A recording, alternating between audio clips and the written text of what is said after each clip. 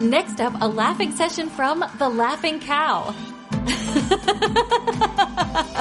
Now, unpeel a wedge of the Laughing Cow light spreadable cheese, a delicious snack with 2 grams of protein and 25 calories per wedge. Listen, all you New Yorkers. Excuse me, taxi. Okay, we're looking around. This is the 77 WABC minicast. Another rough week for the War Room's Steve Bannon, with new emails between he and Jeffrey Epstein released by the Justice Department show that he was planning to take down Pope Francis. This is just kind of the beginning of the bad news. Joining me now to talk about all of these revelations regarding Steve Bannon is Troy Smith, the editor and publisher of Slingshot.news. Troy, welcome back to the Roger Stone Show. Roger, it's an honor to be here. Thank you very much. Very happy to be here and happy to discuss this topic, which is just shaking the conservative world.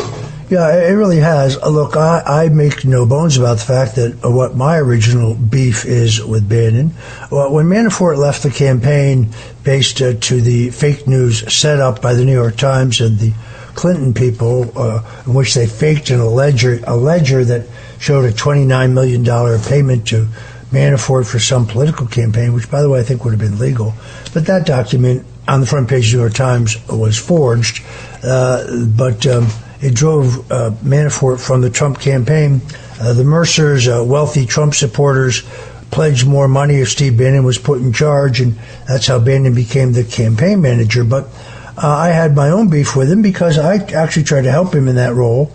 And then when he and I both went to the House Intelligence Committee under oath, he was asked whether he'd ever discussed WikiLeaks, Julian Assange, or these allegedly stolen emails with Roger Stone. He said, no, never.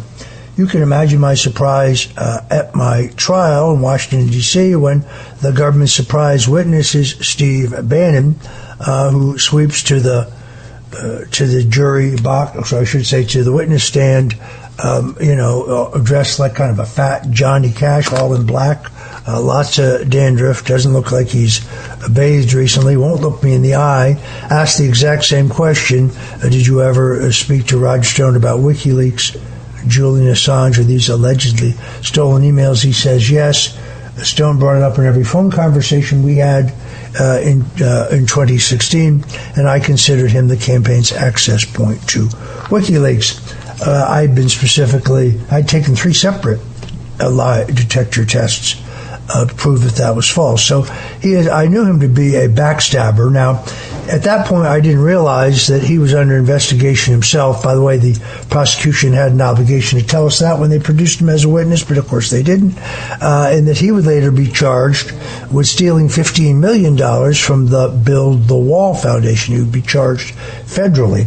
At the last minute, President Donald Trump pardoned him, but did not pardon his 2 co-conspirators, both of whom went to jail for long sentences. Steve was then re-indicted in Manhattan on the same charge. Double jeopardy does not hold because he wasn't tried in the first case. He didn't have to go through trial as I did. I was pardoned after trial, rightfully. But he was re-indicted, and then surprisingly, recently, he pled guilty, and a liberal Democrat judge gave him no time. I now learned that it is in the prosecution of his financial patron after he was bounced out of the Trump White House. Now, the reason, Troy, he could be sore is because on August 17th of 2017, I wrote an op-ed for the Daily Caller saying why he should be fired from his White House job, and the very next day he was. He was a leaker, and he was not serving the president. So I knew about this transgressions. Now I learned that his financial patron, a Chinese national name named Miles Guo, goes by several names, when he was prosecuted for a $1 billion as in financial fraud, Bannon was named as an unindicted co-conspirator, but he was not charged in that, leading you to wonder whether he was a witness. But these email exchanges with Epstein really take the cake. Just by way of laying down the marker, right after he left the White House, shortly after he left the White House, the New York Post reported that Bannon was seen going to Epstein's home for a breakfast meeting, his palatial Manhattan home. The New York Post would later report that Bannon visited, according to the butler, that Bannon visited Epstein at his Paris apartment. Now, however, these emails show us a more fulsome picture of the relationship between the convicted sex criminal and Steve Bannon. Absolutely, Roger. And there's a lot in these emails that we can get to. I think, first off, we can just recognize the fact that Steve Bannon referred to Jeffrey Epstein, as a genius in these emails. People have to keep in mind that a bulk of these exchanges come up until the day that Jeffrey Epstein is actually in handcuffs. This is not something that happened years prior, Roger. This was leading directly up to the bust of Jeffrey Epstein. And in the final hours, just before his July 6th, 2019 arrest on federal sex trafficking charges, Jeffrey Epstein was still deeply engaged in an intimate conversation with Steve Bannon. Early that morning, the day he was arrested, Epstein excitedly shared plans for the two of them to drive together the following Monday to Cold Spring Harbor, New York, for lunch with pioneering scientist James Watson at his home, even extending an open invitation for Bannon to join.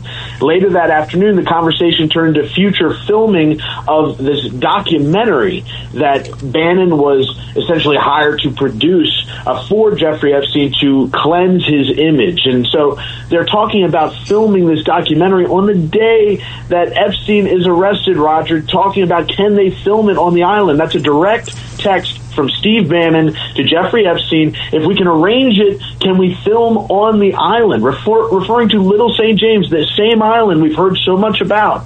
Well, so, very clearly, you're right. He is in these emails. He is coaching Epstein. He says we have to bury the pedophile image. You have to be less creepy. If you're asked about the girls, if someone notes that the girls you're with seem young, said yes, but they're all of age, even though he knew that wasn't true. But more importantly, he's viciously anti-Trump throughout these. So here's a guy, first of all, Epstein is the one who says you need your own independent media platform. It's Bannon who says that not Trump, but Bannon is the centerpiece of the movement. I found that to be quite extraordinary. Beyond that, you learn that Epstein gave Bannon as a gift an expensive Hermes Apple Watch. He offers him his home or his island if he wants to get away with a lady friend, to which Bannon responds, "Thank you, brother." Who calls a convicted sex criminal brother? I mean, all this happens between the time that Epstein is charged and convicted in Florida and the time that he's charged in 2019. So it is, I believe, the accounts by Michael Wolff in his book that Bannon was very bitter after Trump fired him. He said Trump was not a billionaire. He said the Trump organization was a criminal enterprise. He said that Don Jr. was a Russian asset and he would go to prison. He said all of these things. And here you see him disparaging Trump. He calls Trump stupid, among other things, and he belittles him. What's amazing here, of course, is that certain influencers have not weighed in on this, certain conservative influencers. It is alleged from some very good sourcing that when he was funded by the Chinese national, who's I mentioned earlier, that there was money flowing to a substantial flock of influence, Miles Guo, his Chinese patron. Absolutely, Roger. There's millions of dollars at stake here. And not only that, but we have to look at the history. You mentioned We Build the Wall. Here's a situation where $15 million is scammed out of the pockets of hardworking MAGA patriots across the country under the guise that a wall is going to be built with the money, when Steve Bannon knew all along that that wasn't going to be the case. What happens? His co-conspirators are in jail, and he's not. And that's something that comes up time and time again, Roger. You're somebody who's been attacked by the system. That's why I wanted to ask you specifically. You know, Bannon has evaded responsibility really for anything he's done is time and time again. And meanwhile, people like you've been raked over the coals. What does it say to you about somebody like Bannon when they never actually face consequence for what they're doing? It says he's involved in something, doesn't it? Well, you have to wonder whether he was an asset. Look, I believe that in the case of Miles Guo, who goes by many names, it's interesting to me that in the Strategic Vision federal case, when he was sued, when asked about the source of his money, his ties to the CCP, he pled the fifth more than 50 times. He asserted his Fifth Amendment rights. Also, when he was asked about William G., who was essentially seemed to be the man controlling the money. There is some speculation that William G. is actually connected directly to the CCP.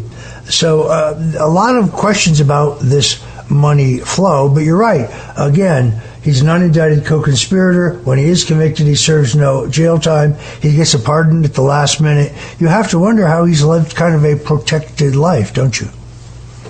I do, Roger, and it's something that we're going to be covering more and more, and this is something that I'm happy to talk about here. We're going to be producing some stories on this over at artvoice.com as well as frankreport.com, where I'm contributing now, so people can check those out. And I would encourage everybody to go over to your X feed immediately, because you have been posting the deepest, the darkest secrets about Steve Bannon and Epstein all over your X feed, so people can see that. And it's just interesting to me, Roger, this guy that's so anti-elitist, so anti-rich, he's working with people like Woody Allen and Jeffrey Epstein to cleanse their image. It speaks to just how much of a hypocrite Steve Bannon really is, and how much he really doesn't care about the people that he purports to care about, the same people he scammed out of $15 million in the We Build the Wall scam. Well, he says he's running for president in 2028. I don't know how he thinks he's going to do without confronting the questions about his relationship with Jeffrey Epstein. The whole thing is extraordinarily creepy. We're going to stay on this communist Chinese thread, try to get a better look at where Miles Guo's money actually came from. And sources tell me that the list of those influencers who did take money from Bannon, regardless where the money came from, the same ones who aren't criticizing him today, that list exists. If that's true, we will certainly bring it to you right here on the Roger Stone Show. I want to thank Troy Smith, the editor and publisher of Slingshot.News, for joining us today. Thank you, Troy. Thank you, Roger. Always an honor. God bless.